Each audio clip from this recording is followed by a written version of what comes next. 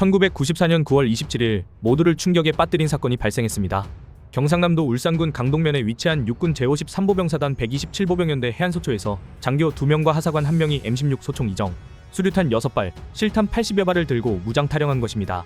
사건의 주인공은 조한섭 소위 학군 32기, 김특중 소위 육사 50기, 그리고 황정희 하사였습니다.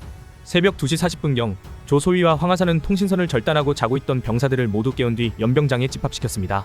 허공에 실탄을 발사하며 따라오면 죽여버린다 고 위협한 뒤 황 하사의 프레스토 승용차를 이용해 도주했습니다. 김 소위는 처음엔 주저했지만 방위병 윤 이병과 술을 마신 뒤 끝내 합류하게 되었고 탈영 인원은 총 3명이 되었습니다. 이들은 경남 양산군 원동면까지 이동해 야산 근처 식당에서 부대로 전화를 걸어 위치를 알렸고 군경과 대치 끝에 조 소위와 김 소위는 약 9시간 후 자수했습니다. 그러나 황 하사는 무장한 채 도주를 이어갔고 닷새 뒤 울산군 상북면 천왕산에서 주민의 신고로 군 병력과 대치 끝에 투항하며 사건은 마무리됐습니다. 사건의 발단은 부대 내 뿌리 깊은 병영 부조리였습니다. 당시 해당 부대에서는 소위와 하사에게도 병사들이 반말을 하거나 경례를 하지 않는 등 소대장 길들이기라는 악습이 만연했습니다. 술자리를 벌이며 소대장을 무시하거나 지시를 거부하고 검열 시 전투화를 숨기는 등의 하극상이 일상이었습니다. 상급자의 지시에 병사가 대놓고 반발하는 일도 빈번했습니다. 탈영 2달 전인 8월 23일 또 다른 소대의 이소위가 신병을 구타하는 병장을 말리다 오히려 따귀를 맞았고 이를 제지하려다 병사 3명에게 집단 폭행당한 사건이 있었습니다.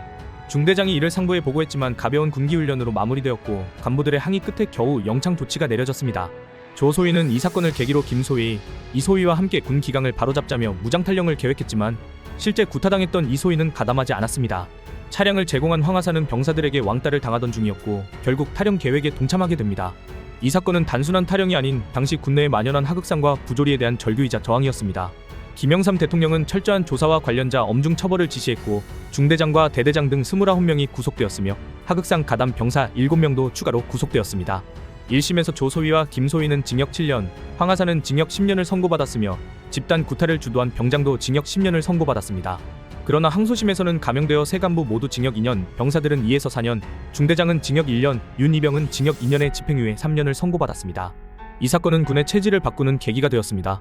이후 영창기간은 복무기간에서 제외되었고 하사관이라는 용어는 부사관으로 변경되었으며 병영 부조리 척결과 계급 문화 정상화를 위한 전군 조사가 실시되었습니다. 또 장기적으로는 ROTC 제도 개편, 부사관 처우 개선 논의까지 이어졌습니다. 1994년 장교 무장탈영 사건은 범죄이자 동시에 조직의 썩은 뿌리를 드러낸 사건이었습니다. 총을 든 채 부대를 떠난 이들이 외친 것은 무너진 군 기강과 썩어버린 위계질서에 대한 마지막 항의였는지도 모릅니다.